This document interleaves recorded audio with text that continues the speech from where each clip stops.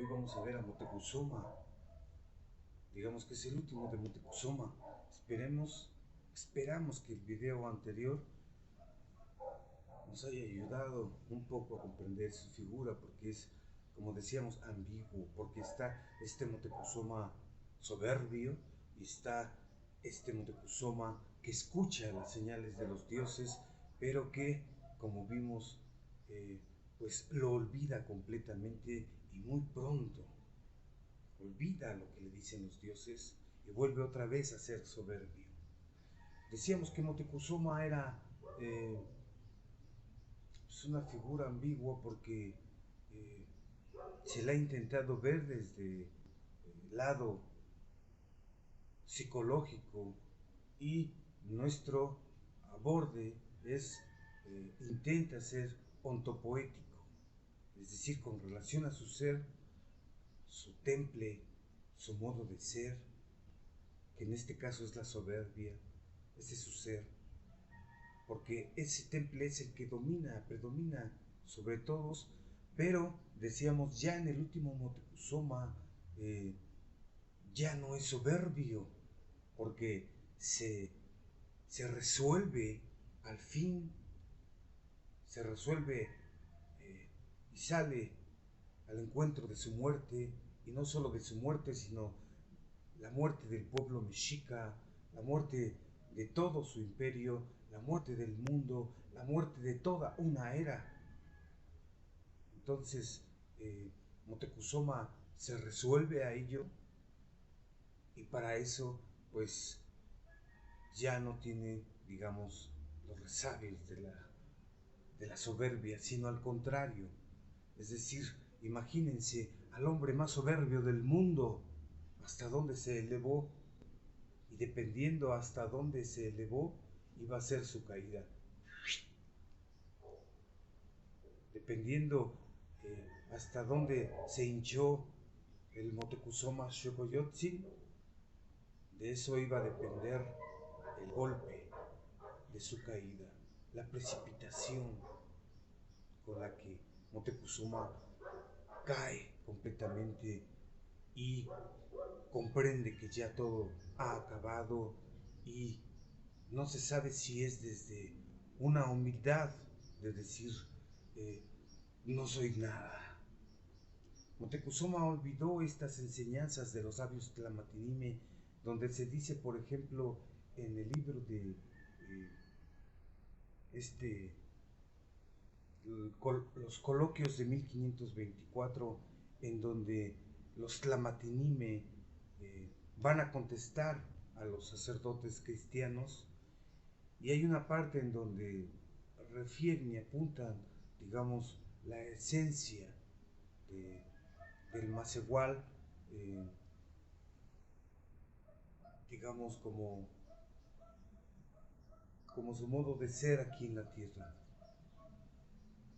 Y dicen algo así como que, ¿quiénes somos para responderte? Le dicen a los sacerdotes cristianos. Somos simples macehualuchos. Somos seres mortales. Eso es lo que significa Macehual. Somos seres lodosos, terrosos, afligidos, enfermizos. Somos simples macehualuchos. Mientras que Motecuzoma se sentía como igualado a los dioses. Era un igualado Motecuzoma. Pero al final, pues, tuvo que resolverse y disponerse a su fin. Entonces comprendió ahí, el hombre más soberbio del mundo comprendió finalmente que no era nada. Y digamos que esa fue la única y la última grandeza de Motecuzoma. Comprender que no es nada. Y decíamos además que Motecuzoma comprendió efectivamente que él era, como él mismo lo dijo cuando se encontró con Cortés, el residuo del esplendor. Motecuzoma es lo último, pero sea como sea, Moctezuma es, digamos, parte del, del pueblo mexica. Decíamos, el pueblo mexica que salió de Aztlán es el mismo pueblo que ascendió con Izcóatl a la libertad y a la grandeza con Moctezuma en Cuicamina. Y pues, ¿cuántos más faltan? Moctezuma, Cuicamina, Axayacat, Tizoc, Ahuizoc y pues Moctezuma, el último. Todos ellos son parte de lo mismo. Para comprender a Moctezuma, fuimos a la historia y vimos cómo rompió con las leyes sagradas en el video anterior. Hoy vamos a hablar solo sobre ciertos aspectos que no tocamos, pero que son importantes, ¿sí? Entonces, vamos a ver cómo un poco eh, resumido, con saltos, es decir, eh, imagínense que Hernán Cortés llega con sus barcos aquí a Veracruz. Moctezuma se entera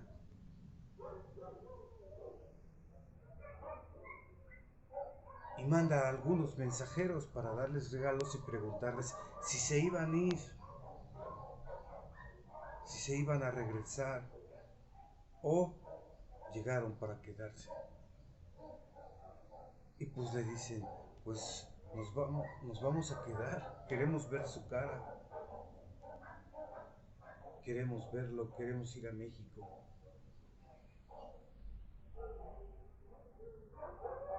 El asunto es que los mensajeros le dicen, nos manda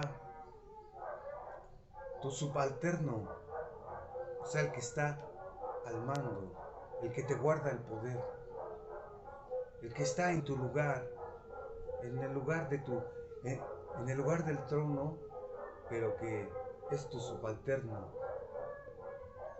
¿Quién sabe por qué a Cortés lo vieron como, por más que Cortés les decía, yo también soy subalterno, yo también soy un ser mortal, yo también soy mandado por el rey,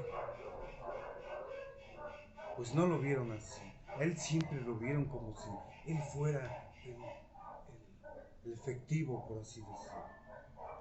Entonces, estos mensajeros llegan a Veracruz, así resumido, le dicen, dice Moctezuma que aquí está tu trono, está tu sitial, que esto es tuyo, que te pertenece, que te ha estado esperando, que México es, es tuyo. Entonces, pues, eh, Cortés se deja vestir con los atuendos de Quetzalcóatl y decíamos que invitábamos a algún pintor, alguien, algún actor, ¿sí? Para que,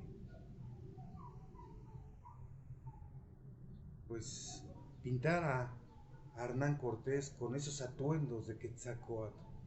Este hombre blanco, no muy alto, con el penacho que hoy está en Austria, pero pues, ¿por qué no pensar que fue ese penacho el que le regalaron a Hernán Cortés, el que está allí en Austria, y con todos los demás atuendos, con sandalias de turquesa, chalequillos y demás oro? Entonces llegan con Hernán Cortés y le dicen, México es tuyo, te hemos estado esperando. Cortés sigue el juego, sigue su camino, desembarca, se dice que hunde los barcos, no sabemos, andan investigando ahí en Veracruz, lo que hoy es Veracruz, a ver si encuentran algo, algún clavito. No se sabe si, si paren sus barcos, pero bajando se dice que en un abrir y cerrar de ojos a los guerreros otomíes los hizo pedazos a todos. Quién sabe si con sus cañones o no hizo necesidad de sus cañones, solo con sus espadas, sus caballos y todo lo que llevaba, ¿no? Arcabuces, perros, lanzas, escudos, armaduras. El asunto es que Cortés hace gala de sus armas. Se sigue más adelante y los tlaxcaltecas se le rinden, se entregan a los extranjeros. Y decían que se golpeaban el pecho después los muy valientes. Pero cuando vieron eso, que acabaron con los otomís, se entregaron, les dio miedo, se dice. Y más adelante, pues en ese momento se le unen a Cortés por miedo y dicen, unámonos a ellos, los de abajo están perdidos. Ya se veían con los extranjeros pisando a los demás. Después pasan por otros lugares como Cholula y pues los matan a traición a todos por chismes de los tlaxcaltecas. Y se sabe por todos lados lo que hicieron los extranjeros con los cholutecas. Los mataron a traición. Los de Cholula solo dicen, has perdido tu fama inmortal, tlaxcalteca. ¿Cómo le llamaban? Pues como que sí los ofenden feo a los tlaxcaltecas, ¿sí? Son unos lambiscones, etcétera. El asunto es que antes de llegar a Tenochtitlan, Moctezuma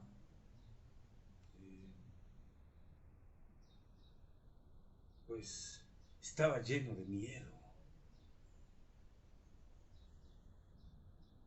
Y decíamos que la conquista se puede resumir así. Llega Cortés y sus hombres a Veracruz, le dicen, aquí está tu México, mi casa es tu casa, te hemos estado esperando. Cortés siguió el juego y dijo, ah, sí, pues entonces, truc, ahí están los grilletes. Se le deja entrar a Tenochtitlan y le pone los grilletes a Moctezuma y ahí se puede resumir la conquista. Cuando llega aquí Hernán Cortés a Tenochtitlan, sale al encuentro de él Moctezuma, decíamos, con muchas flores, con muchas y variadas flores, con muchas y enervantes flores. Así decidió salir al encuentro Moctezuma. Eso fue todo. Llega Cortés y Moctezuma le da las llaves del imperio y le dice, todo es tuyo, tomad lo que es tuyo. Y efectivamente Cortés toma lo que es suyo, porque ya desde antes de que llegara, Moctezuma asumía que ya todo estaba perdido. ¿Qué importa quiénes eran esos hombres? Efectivamente no sabía si era Quetzalcóatl, no sabía nada absolutamente de ellos. Pero lo que sí sabía era que esos que llegaron no solo pues les iba a tener que entregar todo, sino iban a ser aquellos quienes lo iban a matar, quienes iban a matar a todos los príncipes, a todos los señores, y iban a buscar a los más iguales. Eso sí lo sabía Moctezuma. Eso sí podía estar seguro Moctezuma.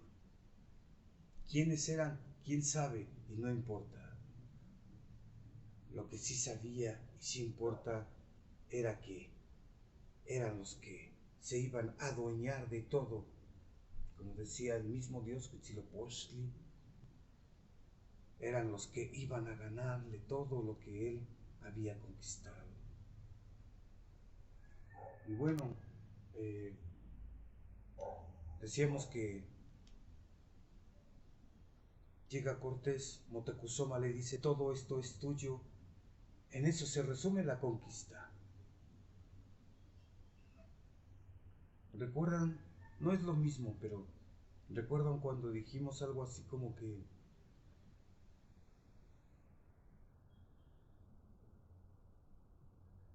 llegan aquí a la tierra prometida y el Dios les dona la tierra, les dice, esta es su tierra, aquí va a ser donde se va a conquistar las 4 partes del mundo y aquí va a ser donde va a estar mi pueblo, mi templo, mi casa, donde me voy a posar. Pero digamos que para los antiguos habría que llegar a merecer esa tierra, tenían que llegar a conquistarla. Entonces, con la guerra contra Azcapotzalco, conquistan su tierra y conquistan su libertad. Llegan por primera vez a ser un pueblo autónomo. Es diferente, pero más o menos también sucede acá. Acá a Cortés, Moctezuma le da el poder, se le rinde, le dice, todo esto es tuyo. Y Moctezuma en ese sentido se deja morir, él y todo su imperio. Todo esto es tuyo.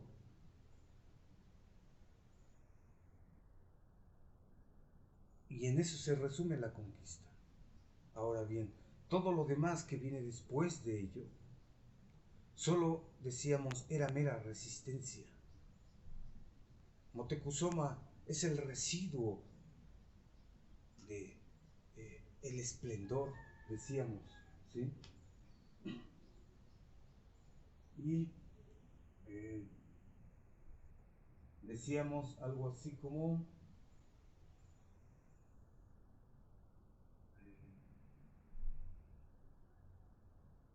Moctezuma y Cuauhtémoc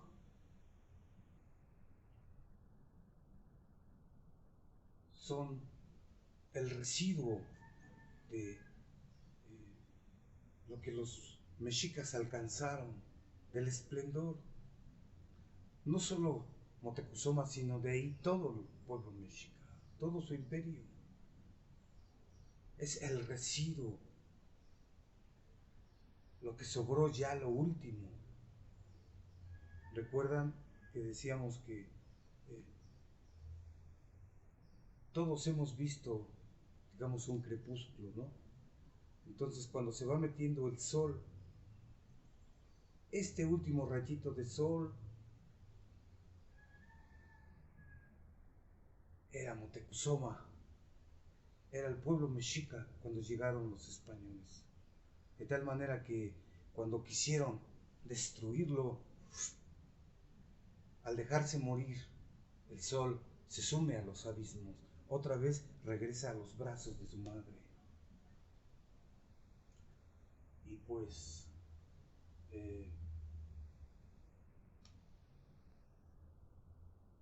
habíamos apuntado algo así que es importante para nosotros hacer ver de que hay un punto en donde se ve precisamente cómo los mexicas son un ser histórico. Sí podríamos decir que mataron a los señores, mataron a los príncipes, pero digamos, su ser histórico permanece. Como dicen los poetas de la náhuatl, lo único verdadero es el canto. Entonces, digamos que si ellos alcanzaron lo verdadero, pues como dicen, mientras dure el mundo,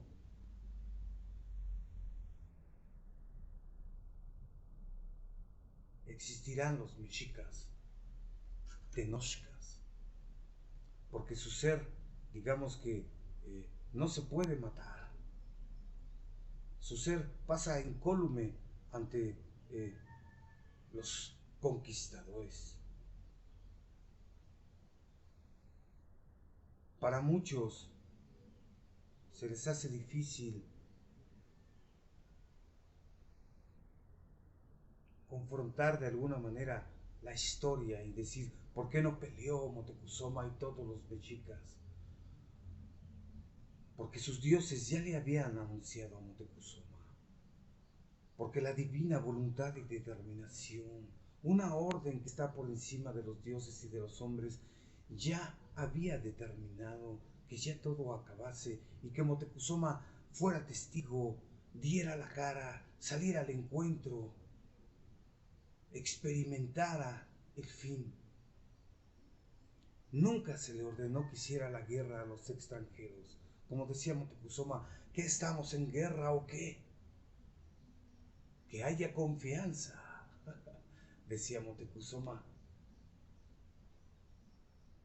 Pero él sabía que ya todo estaba terminado.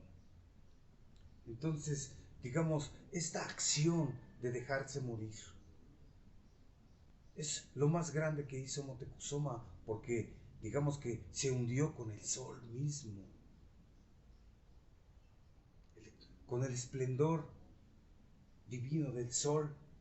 Moctezuma solo se resolvió y se dispuso a hundirse, a cumplir su tiempo, porque ya todo lo demás iba a ser en vano. Entonces, pues habría que ver eh, dos momentos importantes con esto. Uno es que pues el mismo pueblo que llegó a su esplendor es el mismo pueblo, es como el sol, el mismo sol que llegó al cenit en su esplendor divino, es el mismo sol que cae, que se marchita, que se hunde en el crepúsculo. Entonces, decíamos que con Moctezuma, la caída de Moctezuma es la caída del pueblo del sol, es la caída de su dios Huitzilopochtli, es la caída de todos los dioses, es la caída del mundo. No es cualquier cosa. Entonces, si lo vemos así, podríamos ver que no solamente es ver la figura de Moctezuma, sino también ver esto, el ser histórico del pueblo mexica, lo que alcanzaron el pueblo mexica, lo que llegaron a merecer los mexicas tenochcas. ¿Sí? Digamos que este ser histórico eh, es lo que permanece. Y esto, de alguna manera, si esto es importante, es la caída es importante, pero digamos que la grandeza que alcanzaron los mexicas es, digamos, como lo que se tiene que como subrayar, por así decir, ¿sí?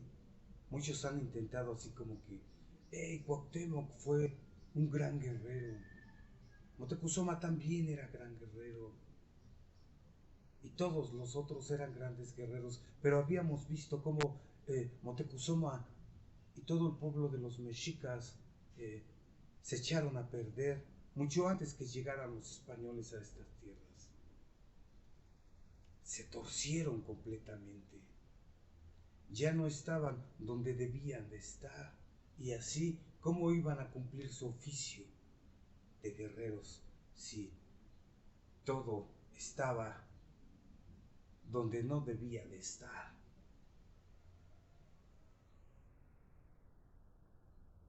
Entonces, es importante ver la grandeza de los mexicas más que ver héroes o alguna cosa así, personajes o personas. Moctezuma es el pueblo mexica. Y decíamos, cuando Moctezuma cambia esta ley de Huitzilopochtli, de que los únicos que gobernarán son los guerreros de Tequihuaque, cuando él lo cambia, nadie dijo nada. Y en ese sentido, todos eran cómplices, todos eran soberbios sin darse cuenta. El único que se dio cuenta, decíamos, fue el Cihuacóatl, porque le dijo: Señor, lo que vas a hacer es un sacrilegio, es desastroso lo que vas a hacer, es terrible, porque vas a deshacer lo que hicieron, lo que alcanzaron los señores, porque vas a aniquilar a todos los señores, porque el pueblo bajo no va a osar acercarte a ti. Señor, pero ¿qué hacéis? Y Moctezuma le dice: pues eso es lo que yo quiero. No se da cuenta Moctezuma de la gran falta. Y se olvida la Mexicayot, se olvida la Mexicayelistli y se echan a perder el pueblo mexica desde su interior. Los nobles comienzan a torcerse junto con la tierra. Ya los pueblos odian a los mexicas tenochcas, se dan a odiar. El pueblo de los mexicas está como dividido, ¿no? Los nobles por acá, los macehuales por allá. Dice el dios Tezcatlipoca: has llevado allá lejos a tus vasallos, has destruido a las personas. Sí, has llevado allá lejos a los macehuales. No los quiere ver. Moctezuma se eleva demasiado, tanto así que para engrandecer su persona hizo que los hijos de los señores, o sea, los príncipes, los sirvieran como si fueran macehuales, gente de servicio, gente de pueblo. Y pues, si es importante ver esta grandeza, pues es importante ver desde que salieron de Aztla, ¿no? Pero digamos que no hay ningún otro pueblo que se haya escrito más que el de los mexicas tenochcas. Es decir, los mexicas, sabiendo que ya todo iba a acabar, no guardaron los códices, no guardaron esto, no. Solito. ¿Quién sabe por qué los españoles, muchos de ellos frailes, escribieron? Nuestra principal fuente es Diego Durán, que llegó aquí a los 7 años, cuando estaba mudando los dientes. Pues, de alguna manera, ya está mexicanizado este hombre. Y no pudieron dejar pasar de largo esa historia. La tuvieron que escribir. De tal manera que también se puede decir que la historia salvó a muchos como Diego Durán del olvido. La historia es lo que permanece. La historia es la flor de la vida. La historia es el ser.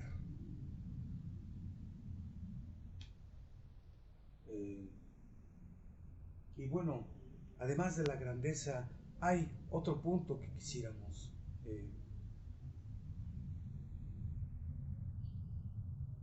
referir, que es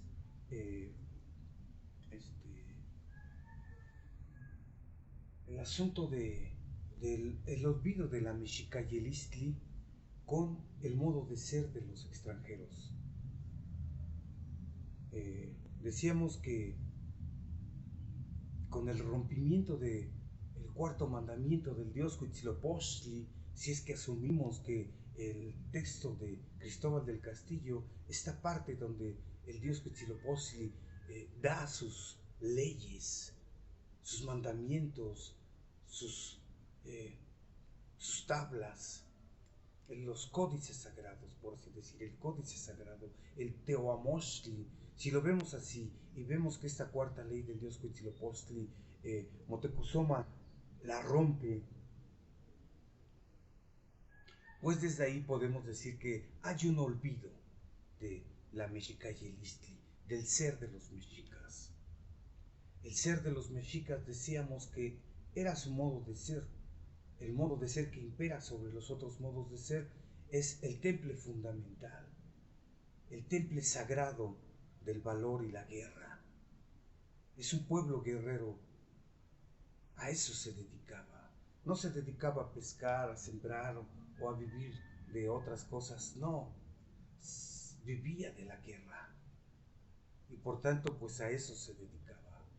Pero al olvidar, digamos, este temple fundamental, este temple sagrado del valor y la guerra, y al torcerlo, pues de ahí se derivó otro modo de régimen que se impuso por la voluntad, por el propio motivo de los hombres, y fue que la nobleza se iba a alcanzar no por el valor y la guerra, por este modo de ser, por este temple, sino solo porque se es hijo de nobles.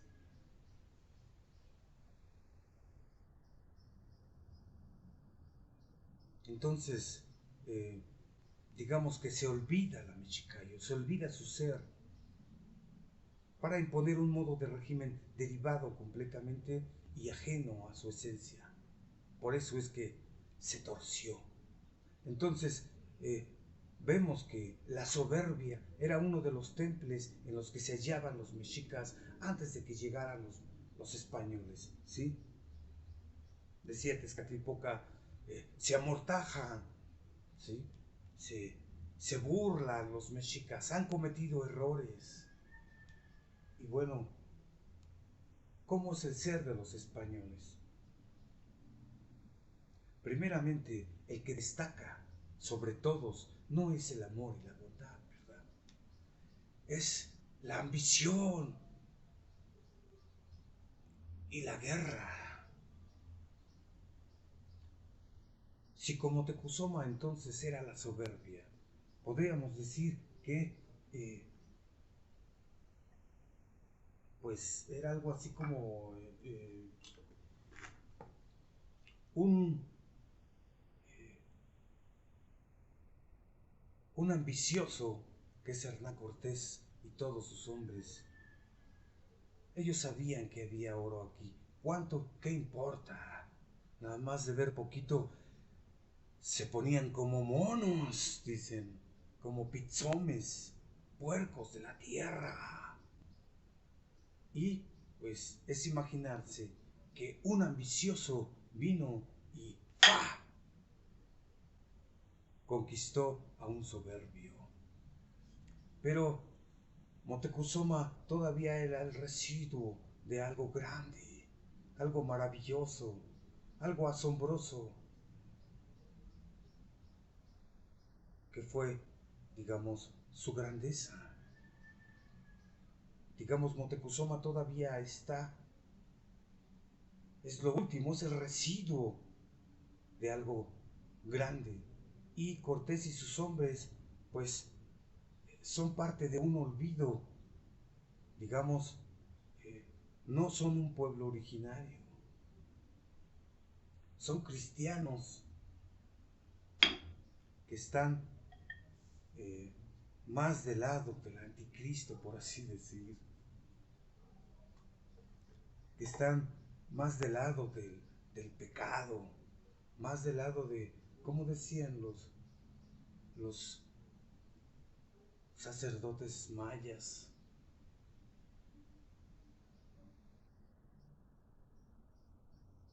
eh,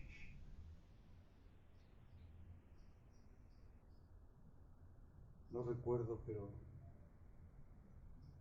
pues estaba remitido a este modo de ser, ¿sí?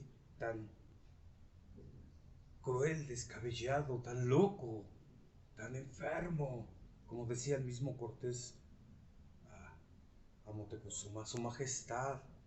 Nosotros padecemos de una enfermedad que solo el oro puede curar.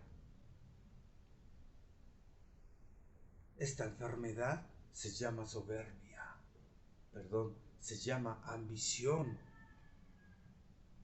Sí, se curan con el oro. Es como, imagínense, una barra de oro, ¿sí? Vamos a poner esta mascarita. La máscara de la nada, la máscara, la experiencia de la angustia.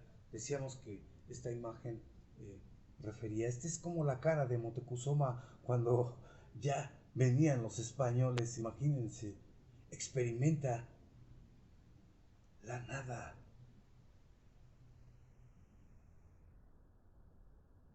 Y pues bueno, eh, imagínense que esta barra de oro, ¿qué es lo que hicieron los españoles cuando llegan ahí a los palacios de los tlatoanes mexicas? ¿Recuerdan? Recuerdan que funden todo el oro de los tesoros de Moctezuma, de los tesoros de los anteriores tlatoanes, lo funden y hacen una bola, ¿sí? Aquí está en la visión de los vencidos, me parece eh, un pequeño, eh, aquí está, miren, esto fue lo que dejaron escrito nuestros antepasados con sus códices. Ahí se ve como un hombre tiene una bola de oro acá abajo, cómo lo están fundiendo en el fuego, están haciendo, eh, están fundiendo todas las obras de arte, por así decir, para no llamarles. Es que parece que las obras de arte son los museos, pero no. Es una obra de arte que está en un museo, pero digamos que es arrancada de su lugar originario, original, ¿sí? Por ejemplo, el disco del Quinto Sol Cuatro Movimiento, que le llaman calendario azteca, la piedra del sol, está en el museo y hoy es una obra de arte, pero en su ser originario, digamos, eh, perdón, era eh, la semejanza del sol, eh, estaba en el templo, era algo sagrado,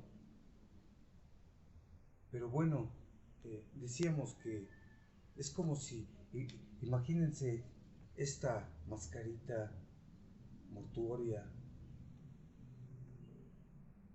pues que eh, esta es, creo que hace poco se encontró una barra de oro, no recuerdo cómo les llaman, así media descuadrada, media chuequilla, pero era una barra de oro. Imagínense esta barra de oro, es Occidente, es la ambición, es Hernán Cortés y sus hombres. Ellos son esta barra de oro así, en bruto. Llegan, imagínense que esta es de oro, esta máscara, y llegan y aplastan y la funden. Y sobra esta barrita de oro. Esta barra destruye a la obra de arte. Y esto es lo que impera hasta hoy en nuestros días. Sí, nosotros en nuestro tiempo somos hijos de la soberbia y de la ambición. Eso es lo que heredamos de estos pueblos que se fundieron, por así decir. Pero no solo eso. ¿Estamos de acuerdo? Dice un amigo. Entonces decíamos que se olvida al ser. Si estamos llenos de soberbia y de ambición, porque lo que gobierna hoy es, como decía Tlacaelel, nuestra voluntad. Hacemos las cosas por nuestro propio motivo. No están inspiradas por los dioses. Hemos roto con ellos. Entonces lo que gobierna es nuestra voluntad, incondicionada porque no hay dioses. En su tiempo Moctezuma, su voluntad era la desmesura, como decíamos en griego, la hibris. Pero está relacionada, está referida a sus dioses, esta desmesura. Hoy vivimos una total desmesura, pero como una voluntad incondicionada, porque no hay dioses quienes estén por encima de los hombres, ni estamos referidos a ningún dios. Ya todos los dioses han muerto. Hoy, como dice Martin Heidegger, el hombre se prepara para ser el dueño y señor de la tierra. Entonces, nosotros hemos olvidado al ser.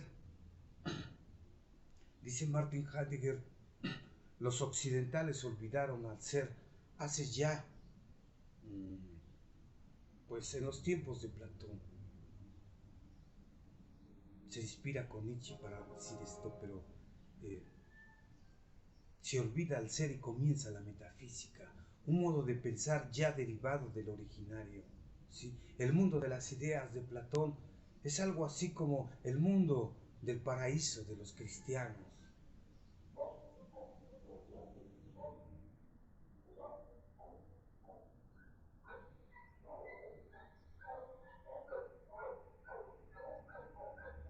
No recuerdo cómo lo pone Nietzsche, pero es algo así como que el cristianismo es platonismo para las masas.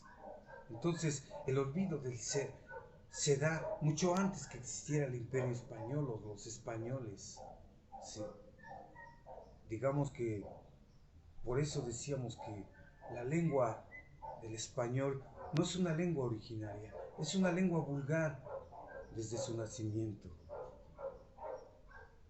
que tiene que ir para pensar a otros modos de decir más originario, que tienen más alcance, como dice Martin Heidegger con el francés y el alemán. ¿Sí?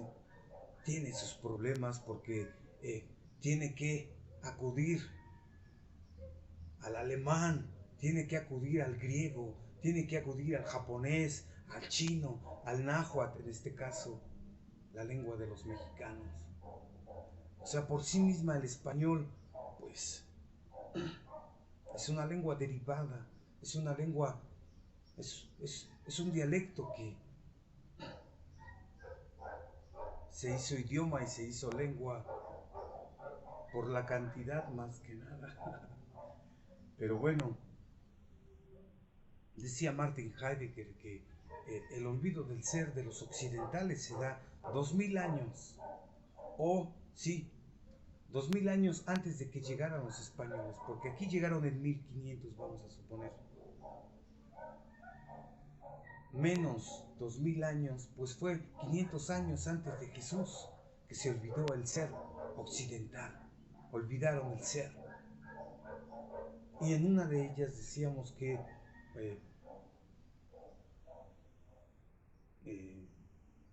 hay un escrito donde se dice que la política está en poder de Zeus, porque Zeus es el que templa a los hombres en el pudor y en la justicia.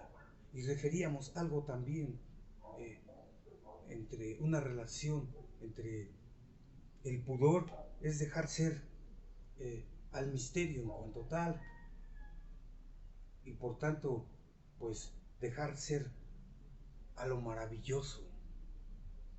Entonces, si el asombro es el temple de la filosofía y de todo el saber de los antiguos, el pudor quizás sea el temple que los llevó eh, pues al ser histórico de los griegos. Este ser pudoroso, este ser asombroso, es lo que los occidentales olvidaron. Mientras que acá es el valor y la guerra lo que los antiguos mexicanos olvidaron. Entonces se juntan dos olvidos. Cuando llega el olvido de los occidentales, ¿sí? Cuando llegan aquí, tienen escrito, llegan aquí con un anuncio en la frente que dice olvido del ser. Y los de aquí también dicen acabamos de olvidarlo. Entonces se encuentran, cuando llegan aquí los españoles, ya iban en precipitación los mexicas hacia su final, porque ya habían olvidado la Mexica Yelistli, ya estaban cayendo, ya estaba anunciado que todo iba a acabar. Entonces imagínense así, cuando se están precipitando hacia su final los mexicas, llegan los españoles y se encuentran. Y decíamos que los españoles apagan lo que ya por su inercia estaba en su caída. ¿Cómo habíamos dicho?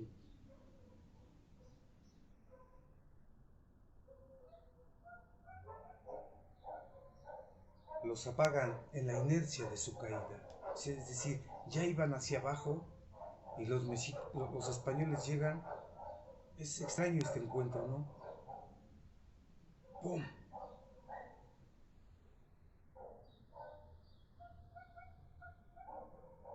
Ya iban cayendo por ellos mismos, porque se habían descompuesto antes de que llegaran los españoles. Entonces, al ser este olvido, los dioses se retiran del mundo junto con este pueblo, con este gran pueblo. Entonces, cuando llegan, ¡pum! Aquí llegan los españoles. Es decir, eh, pues ¿quién los mató? Nadie. No pueden matar a los mexicas tenochcas, a un gran pueblo. Es como decir, ¿y quién mató a los griegos? ¿Los romanos? ¿O todos los pueblos que los invadieron? Nadie. Los griegos pasan incólumes con con su ser histórico, todas sus obras que se pusieron en obra, por así decir, todas sus obras que ahí están, la filosofía, la escultura, la ética, la política, la democracia, lotería. No pueden tocar a los griegos, así como sucede con los griegos, aquí también sucede. Es decir, haya sido quien haya sido, a los mexicas no los pueden matar, su ser histórico permanece. Entonces es importante hacer ver que el olvido, hay dos olvidos, el olvido de la Mexicayelistli, de la Mexicayot, y el olvido del ser de los extranjeros. Es decir, hoy nos encontramos, hoy en nuestro tiempo, en el olvido del ser. Sí. Entonces es un olvido que nos afecta a todos, tanto a los occidentales como a los occidentados, o los que no son occidentales, ni occidentados todavía, si acaso todavía lo hay en medio de las montañas y de las selvas. Y pues bueno, eh, ¿qué otra cosa?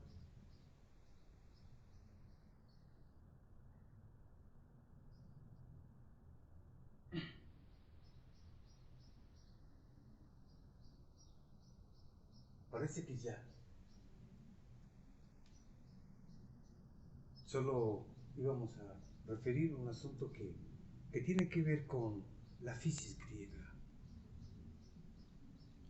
lo que brota por sí mismo. Decíamos que en un momento,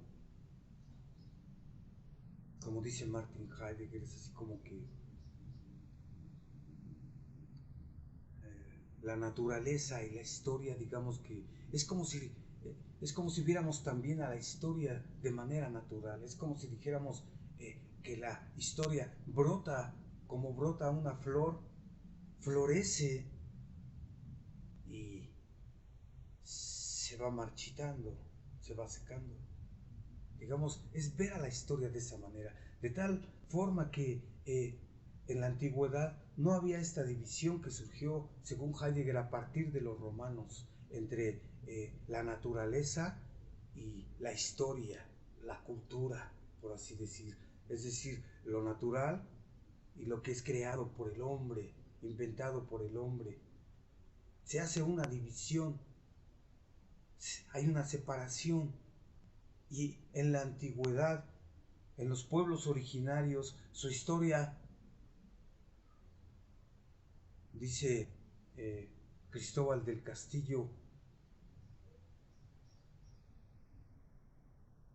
debe verse, debe comprenderse, debe tenerse como si siempre estuviera brotando, como si siempre estuviera viviendo, como si siempre estuviera germinando. ¿Recuerdan? Este siempre surgir. Perdón, que nos refiere Cristóbal del Castillo en su texto sobre Aztlán, el Teamosli de Huitzilopochtli, la noche triste. Es importante para comprender cómo es que la historia brota como una hierbita, como una hojita, como cuando nace un niño, es decir, de modo necesario. No hay esta división, dice Martin Heidegger, entre cultura y naturaleza. Todo es parte de la misma physis. Y pues podríamos decir, para ver si se entiende este asunto, de que nuestro tiempo, nuestra manera de ser, nuestro ser, es hijo de estos, primeramente, de estos dos templos, por así decir, que es el de la soberbia y el de la ambición. Entonces nosotros, hombres contemporáneos, somos hijos de la soberbia y de la ambición. Esos son nuestros padres. Entonces, no vamos a echar culpa a los españoles, no vamos a echar culpa a Moctezuma y al último residuo del esplendor. No, hay que ver lo que hay que ver lo que somos. Entonces, por un lado, somos hijos de un soberbio y de un ambicioso, ¿sí? Por otro lado, y esto es lo importante, digamos, un paso atrás, es ver, somos hijos de la grandeza de los mexicas tenochcas, y del lado de los occidentales, somos hijos de la grandeza de los griegos, de los antiguos griegos, de su ser originario, es decir, el ser antes de Platón, antes de olvidar al ser, digamos, entonces somos ecos de algo mayúsculo, pero muy lejano. Lo más presente es esta soberbia, ambición inadvertida, porque decimos, ¿cómo vamos a ser ambiciosos? ¿Cómo vamos a ser soberbios? Moctezuma fue soberbio y nunca se dio cuenta. Es decir, faltó a las leyes de los dioses y nunca se dio cuenta. Es lo mismo que dice Martin Heidegger con este asunto de La razón, tan glorificada durante siglos, es la más tenaz adversaria del pensar. Así lo dice, por aquí está, creo que no, Caminos de Bosque se llama, en este pequeño libro, que se lo recomendamos, es un texto para todos. Bueno, algunos textos, a otros textos están más densos, pero se dice que se glorificó la razón.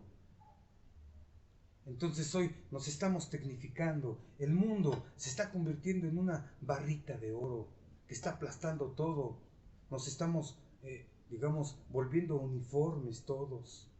Ese es el peligro que acecha nuestro tiempo, dice Martin Heidegger, lo gigantesco que se abalanza sobre todo, no respeta nada el mundo de la técnica, el mundo de la racionalidad, está aplastando todo. Ahí viene la nada.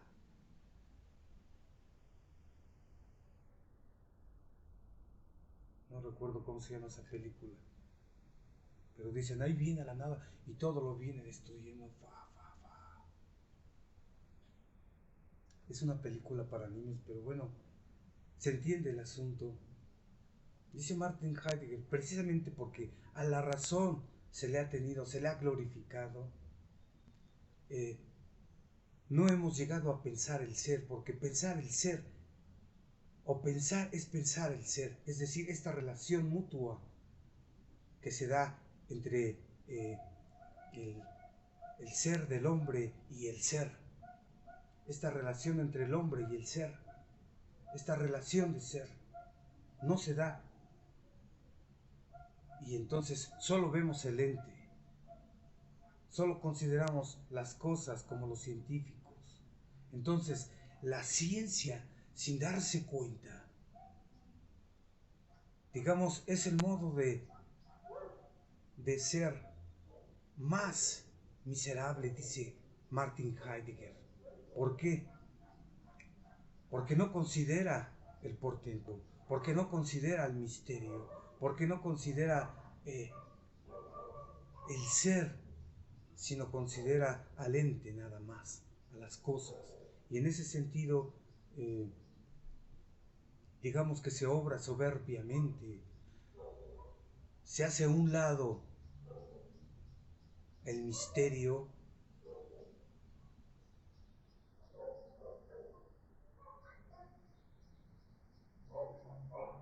y solo se ve el ente.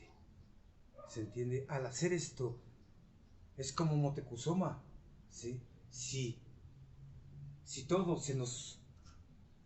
si todo se destruye es porque nosotros lo hemos provocado y todos lo sabemos. El calentamiento global, la contaminación,